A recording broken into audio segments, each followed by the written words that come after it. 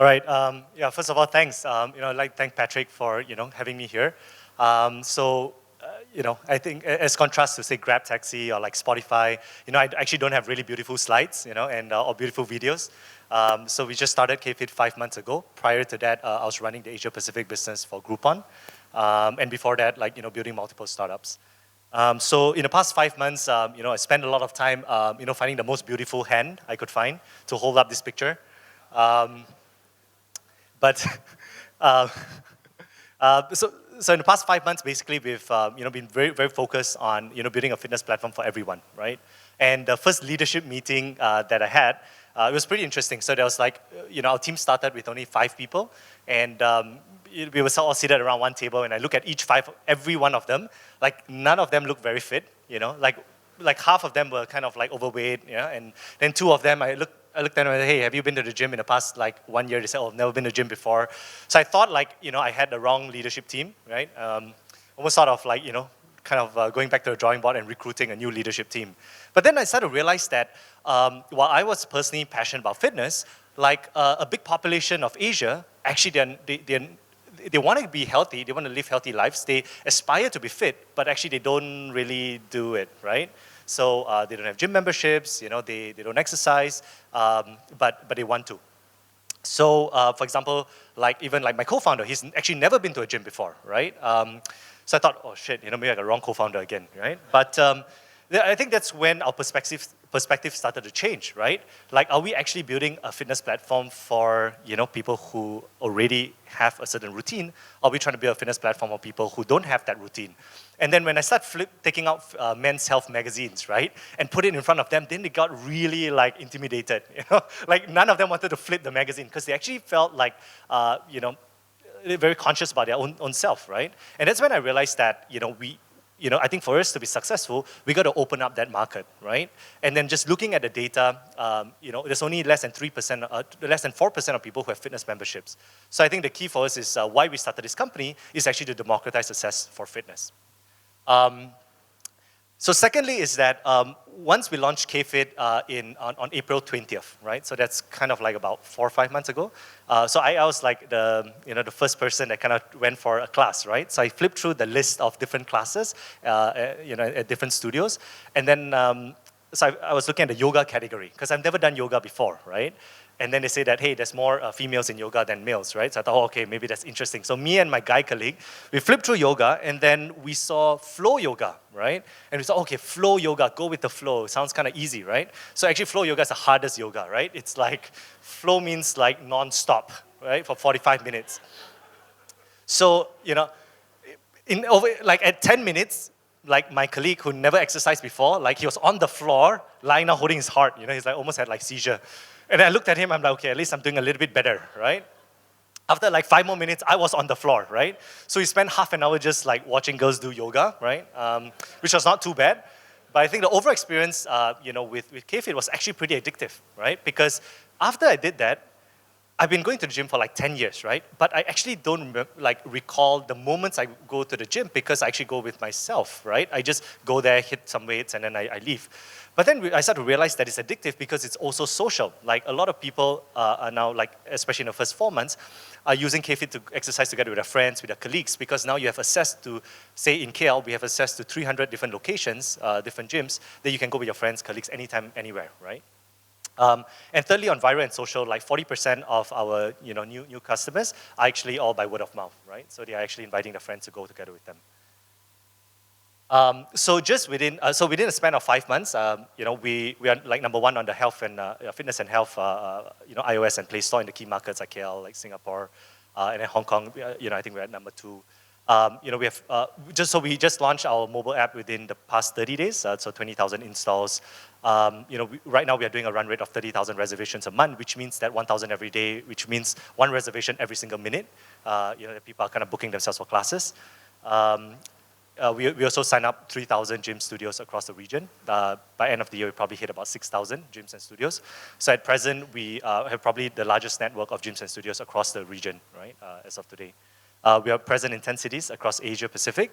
And before we launched, what we did was we kind of built a wait list of people, while we were building the product, so that as we launch it, we can actually invite them to try it. Yeah, we have 150,000 people on that list.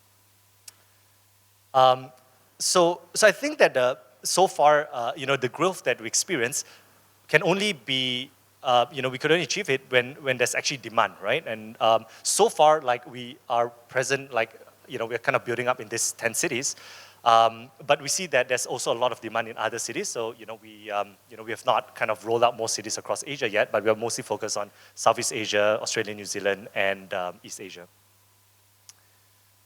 So the problem we are trying to solve is pretty real, right? Any of you guys who have gym memberships, I think a lot of us have gym memberships and we don't go, right? And then we look at it. So we sign up, in January because we want to kind of like lose weight, get fit. And then by April, we realize we're not going to the gym. And then, we're stuck with like 2-year contracts or 3-year contracts, right? So we think that, I think number one, a big percentage of people, why they don't go to gyms, because it's expensive, yeah, to go to gyms, right? Secondly, it's inflexible and, even like for myself, when I sign up for like a 2-year gym membership, there are months that I actually don't go for it. And overall, I think the overall user experience for gyms or studios or even going to exercise is quite painful because it's an individual activity, right?